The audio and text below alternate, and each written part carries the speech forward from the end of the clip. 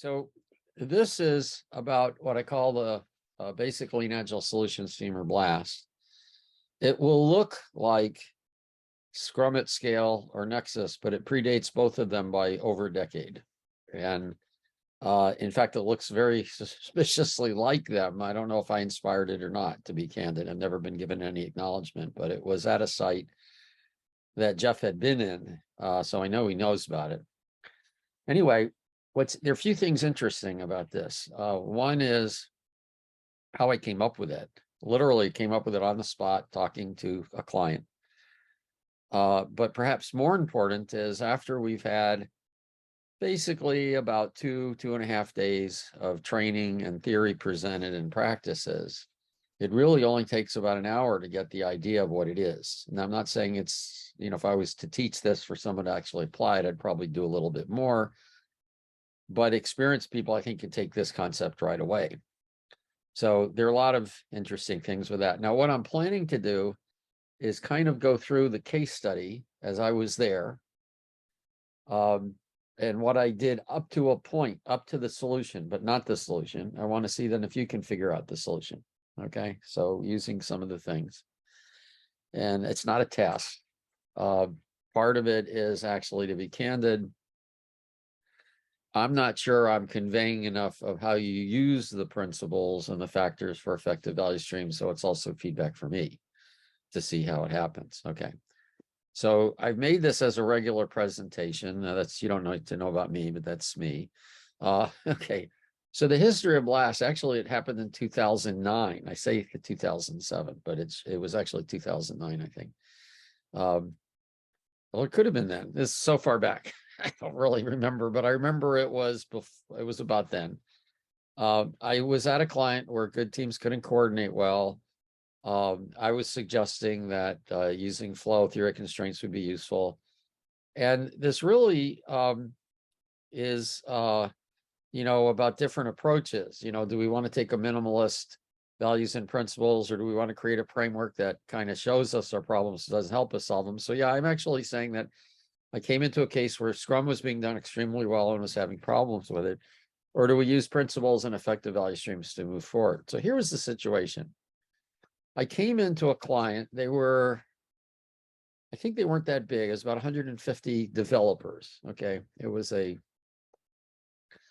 communication. It wasn't Zoom, but it was somebody like them back in the day. And they had cross-functional teams. That was good. They were doing Scrum well. That was good. And they weren't using MBIs per se, but they were using something similar to it. They weren't using epics. They weren't using features. They were looking at, hey, what's the next thing we could release? So I'm saying, hey, this is pretty good, right? Except they couldn't get stuff out the door well. That's why they brought me in, okay? And I remember at the time thinking, people who told me they were doing cross-functional and Scrum and MBIs, I didn't believe them, but Jeff had been there before me, so I did believe him because he could easily teach them Scrum, obviously.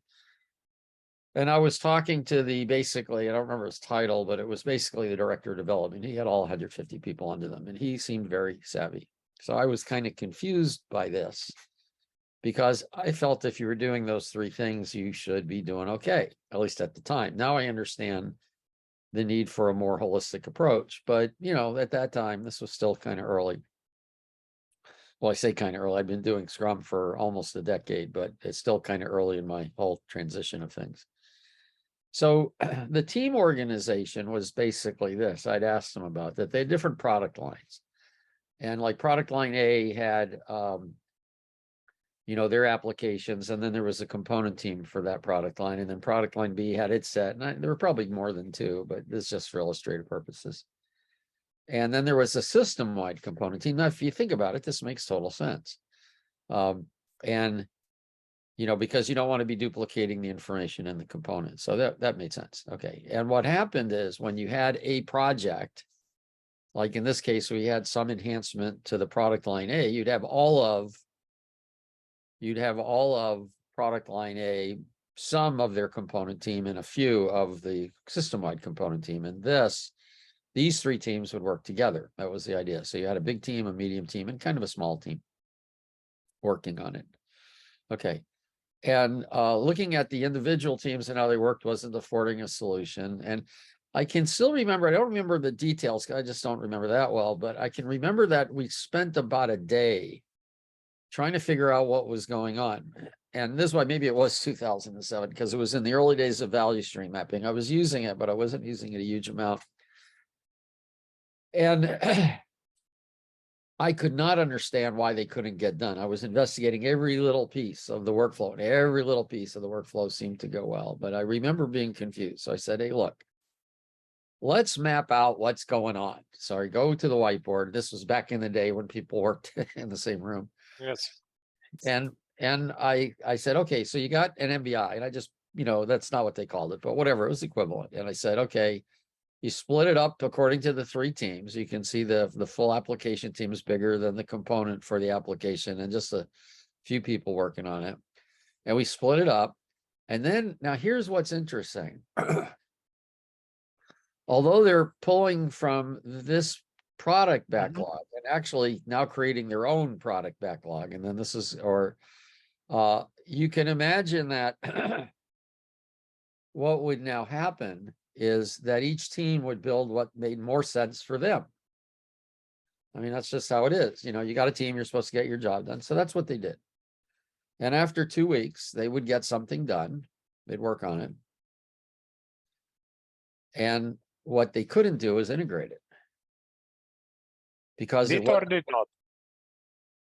Integration was there or not? The common, the altogether integration was there or no? not? Well, imagine. Okay, so they wanted to integrate, but think about it. Think about it. These 3, this part and this part aren't part of the same end to end. Okay. Yeah. So this is exactly what the problem was this team did a part of this, and this team did a part of this, and this team did a part of this, but it wasn't selected as a whole. It was selected individually, so integration couldn't take place. Yes, absolutely. This is called local optimization at the cost of global optimization. Yes, absolutely.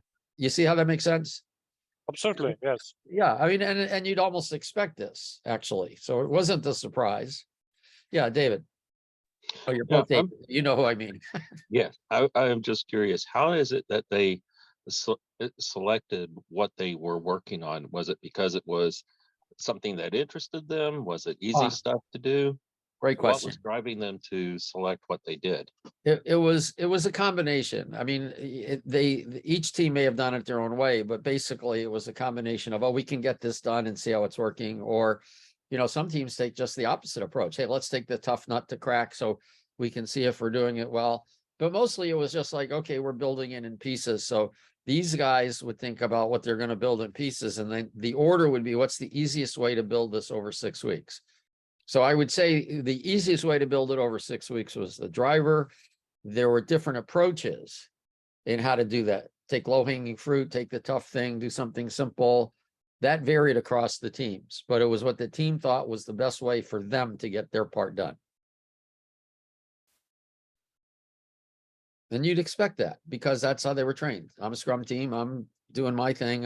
Can decide how I do things. Yeah, it's totally expected. So they couldn't integrate because, again, it's just, they were just different components. They're violating the end-to-end, but they don't notice it because they're not looking at end-to-end. I could put in here, Edgar Schein's quote, that, you don't see what you don't talk about. So, because they weren't even looking at it, because that's not how the system was set up. So they didn't see a different way of pulling things up. Yeah. So they were focusing on their own optimization, and that was creating a bottleneck. So remember I told I was going to pull a little bit of flow and lean in and theory constraints. It's kind of interesting. You see different things. So teams focusing on their own optimization is violating lean. Theory constraints, we can see the constraints, and delays cause waste. So we're getting more. In fact, this could be flow and lean right here for that matter. They all blend. Okay. So the question is, how do we avoid the delay of integration? I mean, that's pretty obvious, so we can see this. Now, the question is, what do you do And what really happened, what kept going on, there are two salient things to see. One is it becomes obvious with a little bit of mapping just to see the workflow, but until we mapped it, we couldn't figure it out. We were just talking about the individual pieces.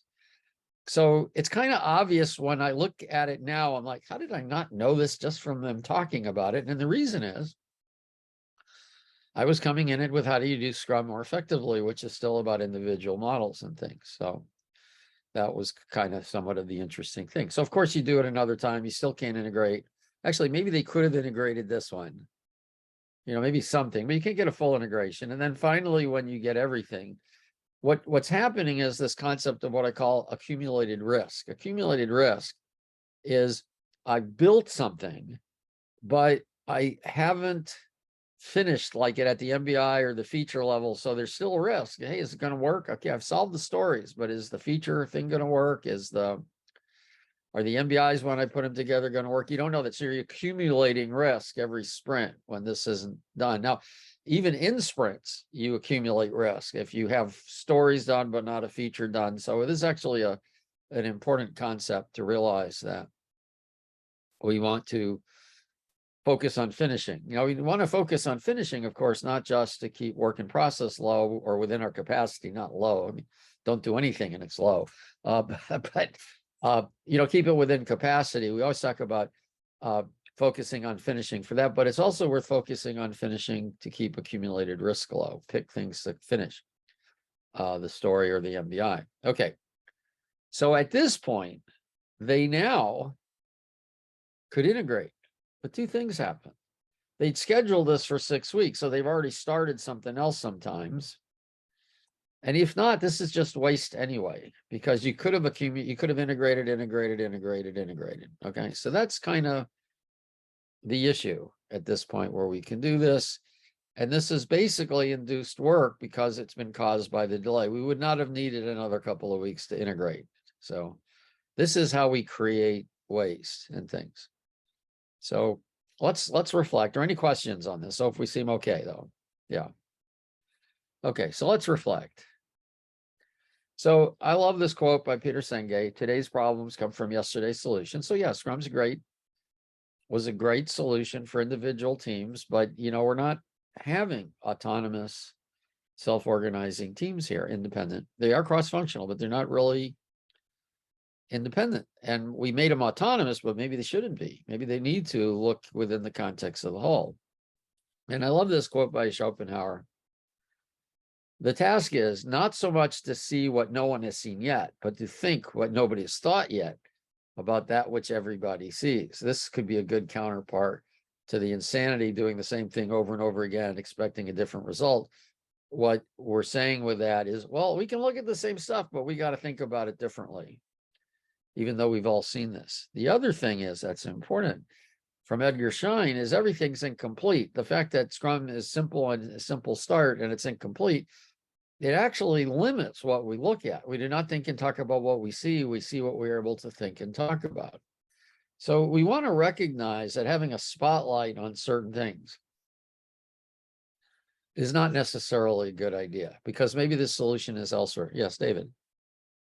Well, and the other part of the problem is people don't even know what are the missing parts.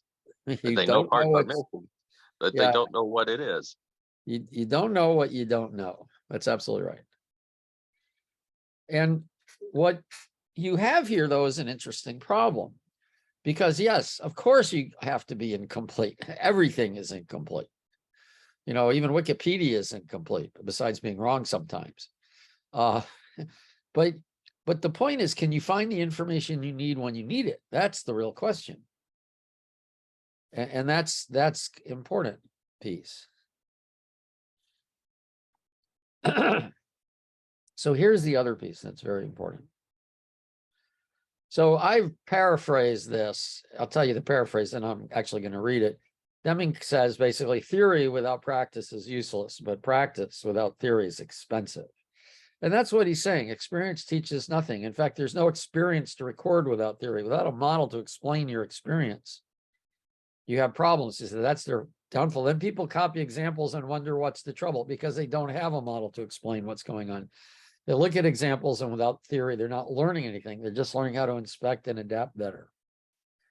Another great quote of Deming is that you have to look at the whole. A system must be managed. It will not manage itself. Left to themselves, components, in this case, the three teams, become selfish, independent profit centers. Okay, now he's talking about a bigger company, but you get the idea. It's still team centric.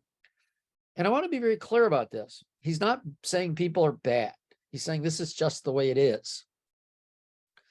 We care for ourselves and our family more than we care for families across the world. It's natural. We have to recognize this. There's individuals, families, extended families, tribes, cities, countries. It's normal. This is human nature. If you have to violate human nature, it's going to be a tough row to hoe, so to speak. So, some basic principles. So first principles are what stands on their own. They're not guidance. Like keep work within capacity. That's actually guidance, because of the first principle. When you overload people, that injects delays in the workflow, and delays inject waste. See, those are two first principles. I'll say them again. If you overload people, that causes gaps in the workflow. That just happens. If you have gaps in the workflow, that causes extra work. That just happens. That's just the way it is. The advice reflecting first principles is don't overload people. That's guidance. Sometimes that's called a principle, but it's not a first principle. They're not inferred from other things. These are just stand on their own and done. They're presented. I'm presenting these in the context of optimizing the whole. Okay, so delays in workflow and feedback cause extra work to be created. Working on small items results in quicker feedback than working on big ones. Large queues cause delays in workflow and feedback. And working beyond capacity causes delays, which cause extra work to be created. By the way, this third one, large queues cause delays in workflow. I don't know why, but I've been reviewing some of Don Reinertson's absolutely phenomenal work. And in his book, Principles of Product Development Flow, Second Generation Lean Product Development.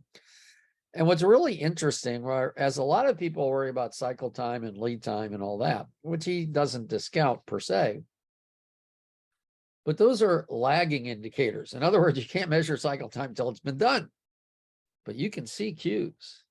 And an example he uses is about, we measured our cycle time at the airport and it was an hour. Oh, that tells us an hour ago, maybe we should have added some people to it. But if they looked at the queue size, how many people were waiting, they could have noticed it instantly.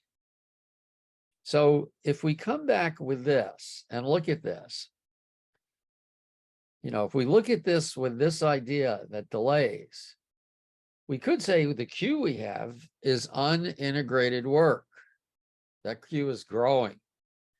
And we could have seen it growing actually right at the beginning. Hey, wait a moment, this work's not being integrated. What are we going to do about it?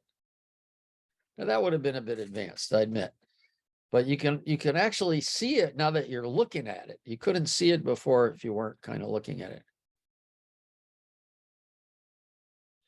Yeah, well, that's a question. Why not do that? Jerome asked, sorry, I should have pulled it up. I looked at it in the chat, but this is a question asked in the chat. What if for the model to work, integrating every sprint, there's no way to balance the amount of work? That his team may take 2 or 3 days. Yeah, well, we haven't got there yet, but that's the question. But you can at least get some of it to integrate. You're right, it may not perfectly integrate, but we'll see. So this is a good thought. Getting integration may not work perfectly, even if we align things. But even a partial alignment would be better than no alignment. Yeah, see, this is something that we tend to forget sometimes. The nature of the work often impacts our ability to do it well. So we have to understand that well. Okay. So these are the 4 things I mentioned. And what we want to look at, see, they were actually doing these 2 things. Yeah, David. So the boards they had set up, so they hadn't considered, they weren't in a situation where they would have considered a cumulative flow diagram where they'd be able to see their stuff plateauing out and all this other stuff. Two things. One is this was before Kanban was prevalent, whether it was 2007, which was about when Kanban was born, or whether it was 2009, because I can't remember. I'll try to go back and see if I can find which year it is. It's probably 2007, was it then, if I think about it, because I wrote this up a ways back. But anyway, Kanban wasn't prevalent by then. Yeah, I think this was actually 2007, now that I think about it, because the reason I say that is because, first of all, I don't think I knew Kanban when this happened, and I knew Kanban in 2008. And the other reason is you had the Lean Miami Kanban conference in 2009, and I definitely did not do this in that year. So I'm sorry about the confusion. This was definitely 2007. So cumulative flow diagrams weren't in vogue yet. Second of all, and let's not forget this, we have our focus on Scrum because we were taught by one of the best Scrum masters in the world called Jeff Sutherland. Yeah. So we're focusing on what we're learning. Yeah. And one more thing, could you elaborate on that number 3 about the large queue a little bit? Well, the queue this is just a general principle. I'm not going to explain it in this thing, although you can see it as the queue for integration. So what we're saying here is there's a relationship between queue size and time. And maybe I should put that in here, but just you can easily get this. Like, let's say I'm at the airport. And so I asked somebody, oh, how long is it going to take me to get through security? And they say not long at all. There's almost nobody waiting. In other words, they answered my question on time based on the number of people in the queue. Right. So this is like the false signs at amusement parks that say it's 45 minutes from this point, but that doesn't take into account the people that bought the fast pass that are jumping in ahead. Well, that could be delaying true. them. That's right. So in that case, you've got a false measure. But if they didn't have that, actually the queue size would be accurate. So in other words, if you did have a certain flow rate, so you brought up a good point. If you did have a constant flow rate and you knew what it was, then queue size and time would match. But you're bringing up a different point that, wait a moment, maybe the flow rate changes. But you know what? If they estimate how many people are going to jump ahead, they could actually get queue size and time matching. If they know, yeah, on average, we get this many people jumping on it, they can actually figure that out. But you're right. So it's not, yeah. So it's not always exactly the number of people, but you see there's a relationship. So, and this is why Reinertsen suggests looking at queue size, because that tells you, well, the longer you get through the queue. Now, it's not always the number of people. You go to the grocery store. But one thing you know, absolutely, if you go to the grocery store, don't get in behind me. I literally break equipment waiting in line. I'm just kidding, but I always pick bad lines. But, you know, when you get in a grocery store, what you look at is you look at the lines. You'll see which ones are longer. You'll also see how many things are in the cart. You know, like in the airport line, the queue size again is, I'll see some parents with kids, and I'm thinking, okay, I would rather, they're going to take twice as long per person. Same thing with a shopping cart. They got a whole shopping cart full of things. There's one person with one big shopping cart, and I got 3 people in another line with just one item each. I'll go into 3 people. So it's not the queue size of the chunks how they're grouped. It's rather the total amount of work plus, you could say, the transaction cost of them going through the line. So it's not that simple as the number, but there's a relationship, and that's what's important. Does that make sense? See, what we're doing is, notice what we just did in this 5-minute conversation. We expanded our beam of light around the problem. We're not talking about not just queue size. We're talking about the size of the objects. We're talking about the transaction costs for each person to go through. What's really interesting about this, when we think and talk about things, when we start doing that, we have a lot of dormant knowledge, past experience we can take advantage of. It's not hard to fill in the gaps this way, but you have to talk and think about them. You can't put a barrier around what you're doing. That doesn't work very well. So anyway, this is natural that teams will, especially when they've been trained to be autonomous, self-organizing, we're kind of working against what we want here. Okay. So remember the issue we're in is this is the queue. All the stuff is unintegrated work. If we had a Kanban board, we'd have it not done. What you'd have is you'd have coded and tested to be integrated. So our to be integrated queue is high. Does that make sense? So that's how we're now seeing this. We got a big queue here. It's not a good thing. We don't like this because this is going to cause a problem. So again, this is induced work. So we have these principles, which is basically business agility. We're trying to get value. We're trying to flow across the team. So this is kind of where I was. I'm going to show you one more slide after this, and then we're going to see how can we solve the problem. I got a couple other little things then. So these are lessons we've learned from flow and lean and the theory of constraints. It's just kind of a summary of what I've said. Okay, so I was now with these people who knew how to do Scrum really well at the team. And I was trying to get the idea of how do I expand their view. So actually, let me ask you, what would you all think of? What would you show them to expand their view from 3 separate teams to the bigger picture? What might be a good tool or technique to show them? What do you think? You can either call it out or put it in the chat. Why don't they share the backlog so they know what each other's working on? Well, that's good. That's a solution, and that's actually where we're headed. Sorry. No, that's great. I love it. Hey, I scored 1 on this one. I told you I didn't do so well some other times. This is great. That's exactly where I'm going. But I actually asked a different question. So, and jumping ahead is fine. But what? No, but I would ask, well, my first question earlier was, why are you choosing the work that you're doing?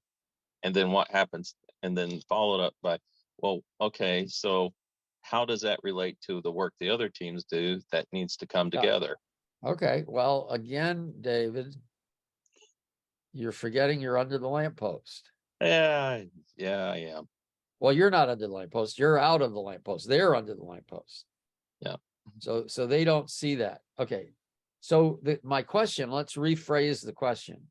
You could ask it, what you said is one way. You could say, well, how can we look at that? We're trying to get the whole thing done. How are we choosing our work? How can you get them to see that?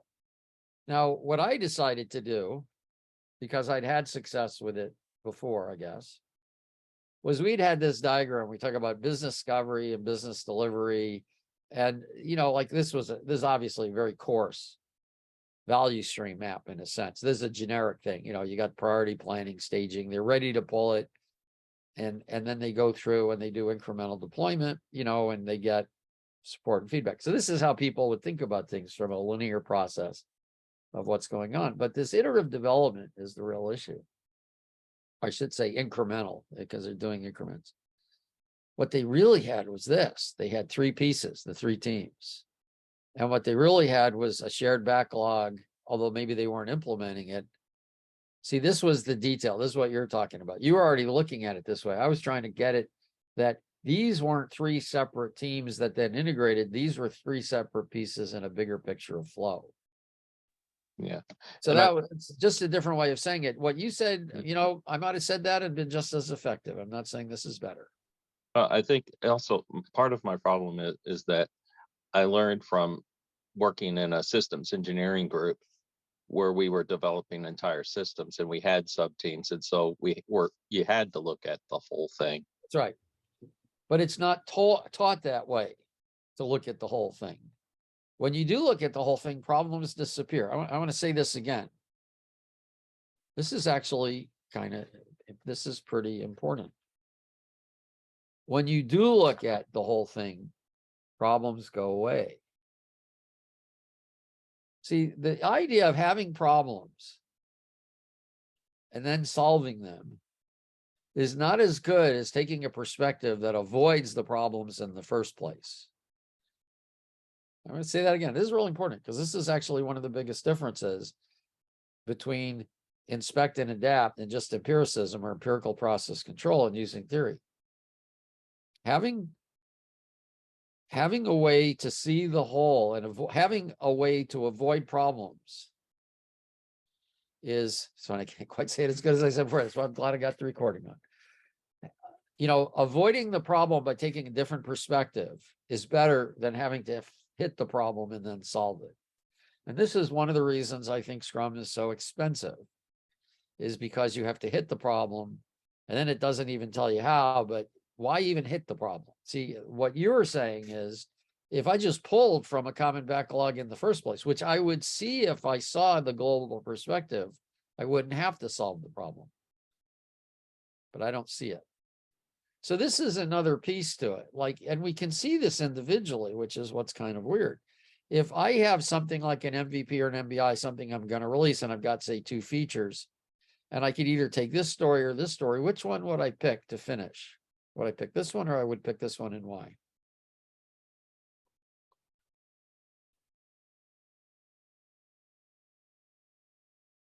Think in terms of, I'm sorry? I love this. I love this picture. That's why I'm being quiet. Oh, okay. Well, Jerome or the other David, would I pick the left one or the right one? You can put it in the chat, or you can blurt it out. And why? Yeah, the left one, so that it is finished and can be reviewed. Yeah, I've lowered the to be integrated to get the feature. I've lowered the accumulated risk. Yeah, that's right. Jerome in the chat also said that. Whereas here, I've got more work to be done, less certainty. So this is the idea. We want to be finishing at different levels, not just the stories, which is what often gets focused on, but the stories, the features, the MBIs. So then the question now becomes, well, what can we do? You've already mentioned a couple of things. We could try to coordinate the work after it's pulled. That's one way to do it. Or you can pull the work to be done at the same time. This self-coordination, this is, again, here is a solution that avoids the problem. In other words, instead of organizing the features the way, the MBI breaking it up the way we did, order it by vertical slices. This creates an overall context. Then what happens is each of these get broken down, and they can integrate, hopefully. Now, Jerome, your point earlier was dead on. Well, that was exactly the right size. No, not really. These vertical pieces, some will get done sooner than others, but you can see you're doing it as good as you can, as well as you can. So it's not perfect, but it's at least moving in the right direction. And what's more important, I think, is this illustrates the interaction between the teams. So you broadened the lamp. You've expanded the lamp.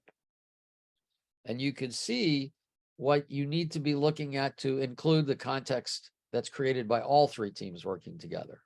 Does that make sense?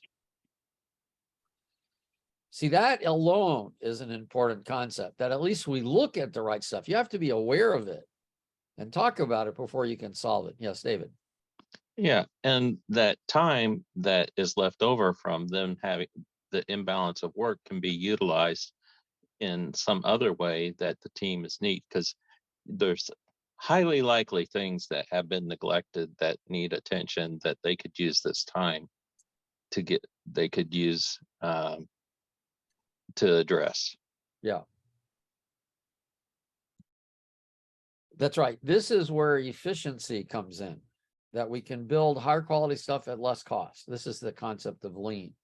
This is one of the things where the iron triangle doesn't make any sense. Quality does not have to go down when you're constrained. It often does, but actually lean gives us insights on how to have higher efficiency, higher value at lower costs. Okay, so now, and again, this is an idealized way of doing it, that they work and put in a coordinated fashion, it all works. Now I'm going to have a slight digression here, because I want to talk about single, double, and triple loop learning. And it's kind of interesting. I mean, I've known about them for a long time. I'm trying to think when I learned them. I think it was 2010. And I remember the guy taught me, but I can't remember his name. It was in Helsinki, I think. It was definitely in one of these Kanban conferences David Anderson and I was putting on or helping. And I'm pretty sure it was in the one in Finland. And anyway, so single loop learning is one kind of learning, but how buildings learn. This is a really fascinating book. If you like architecture, it's a great book to read. And he talks about it in a different way. I just find it funny that an architectural book about buildings teaches a lot about learning. Okay, and so this is actually the best place I've seen it described, even though buildings aren't necessarily agile. So single loop learning, I like how he talks about it. It serves habits. Like we're going to learn how to do stuff better, like how to pull from a backlog better, how to estimate, how to, finish stories, things like that. It's far from threatening the routine. It kind of incrementally refinement, this getting better and better, enshrines it. In other words, it creates habit, serves habit, makes us get into the habit more. It kind of shrinks the lamppost light down. Double loop learning is the idea of let's question our assumptions. Double loop learning means we're going to look at how we're doing the work. So instead of adjustments to the habit, we're trying to solve the problem of how we're trying to look at, are these the right assumptions and solving things? And triple loop learning is learning to learn, moving from an inspect and adapt to attending to the cause, looking at it that way. This is more for reference, but it gives you a quick idea. See, and like you have these theories, you do something, you get a result. Single loop learning is getting better in the habit. Double loop learning is, well, maybe we had a question. Maybe instead of giving each team their own stuff, maybe we should question how we give teams stuff. That's what you all been doing. This is really good. That's double loop learning. Single loop learning is often done as a inspect and adapt type thing in Scrum, whereas when you do plan,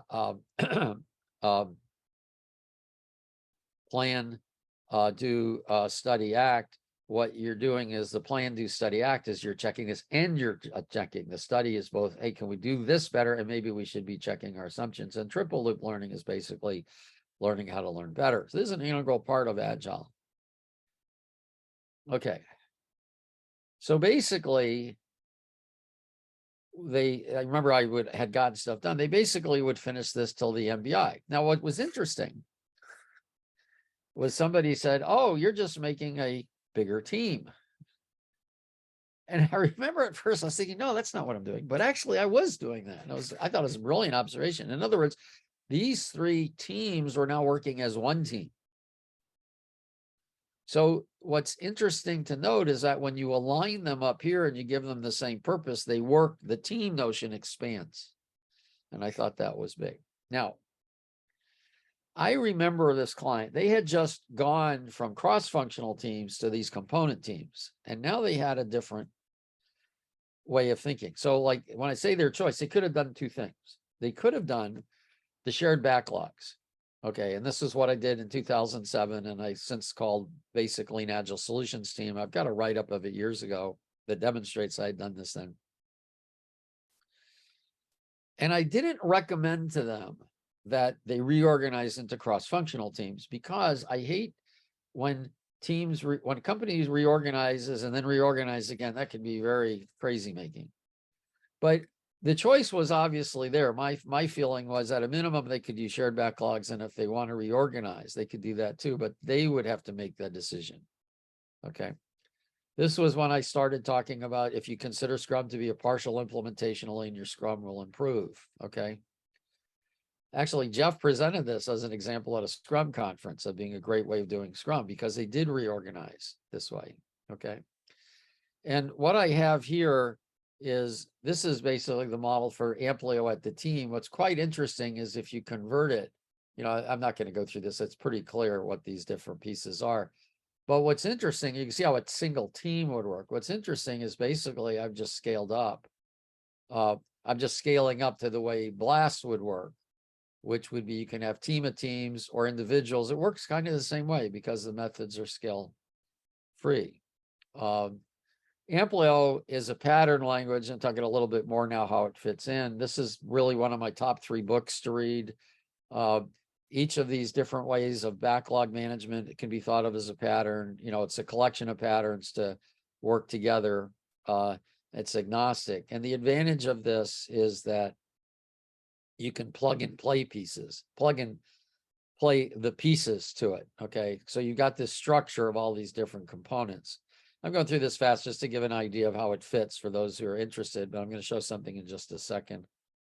that does it. So there are many patterns. You don't really need that many capabilities as you would think, because they all fit together. You can add those that you need to or not.